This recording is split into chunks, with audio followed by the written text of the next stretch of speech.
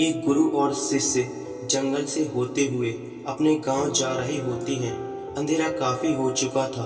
शिष्य ने अपने गुरु से कहा कि गुरुजी, काफी रात हो चुकी है, अगर आप कहीं तो आज की रात यहीं आसपास के किसी गांव में गुजार ले। गुरुजी ने अपना सिर हिलाया और वो आसपास के गांव में एक छोटे से घर के पास जाकर रुके।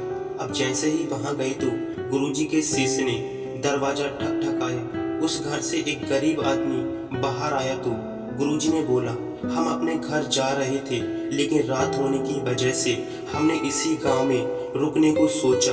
क्या आज हम आपके यहाँ रुक सकते हैं? गरीब आदमी बोला, हाँ क्यों नहीं, आप दोनों अंदर आ जाइए।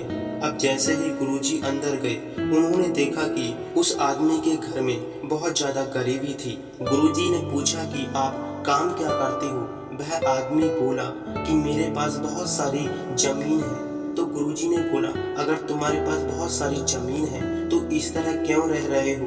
वह आदमी बोला, ये किसी काम की नहीं है। गांव वाले बोलते हैं कि ये बंजर जमीन है, यहाँ पर कुछ भी उगाया नहीं जा सकता और यहाँ पर फसल उगाना बड़ी महाबेवकूफी है। गुरुजी ने बोला कि तुम्हारा गुजारा कैसे होता है? तो उसने कहा कि मेरे पास एक भैंस है जिससे मेरा पूरा घर चलता है।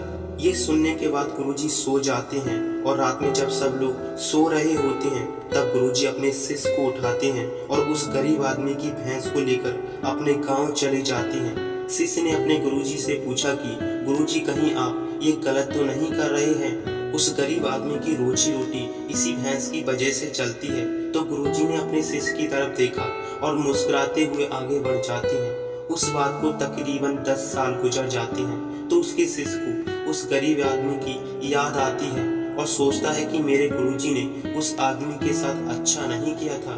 मुझे एक बार चलकर देखना चाहिए कि वह आदमी किस परिस्थिति में है। वह शिष्य उस गांव की तरफ जाता है और वहां जैसे ही पहुंचता है तो देखता है कि जहां पर उस गरीब आदमी का झोपड़ा था, वहां पर एक बड़ा ही आलीशान महल बन चुका था और उस झोपड़ी के बाहर जो बंजर जमीन थी उस पर फल और फूलों के बगीचे थे।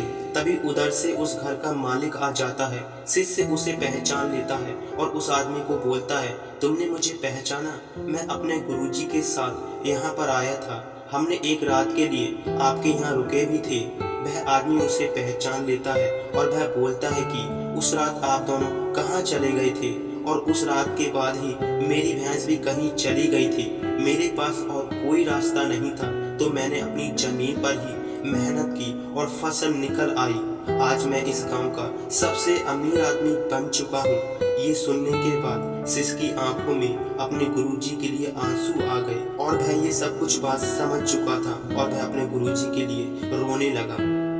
अगर दोस्तों ये कहानी आपको पसंद आई हो तो इसे लाइक करें और चैनल पर आप नए हैं तो सब्सक्राइब कर लें ताकि अच्छी से अच्छी कहानियाँ आप तक जरूर पहुँचे। तो चलिए फिर मिलते हैं एक अच्छी कहानी के साथ में।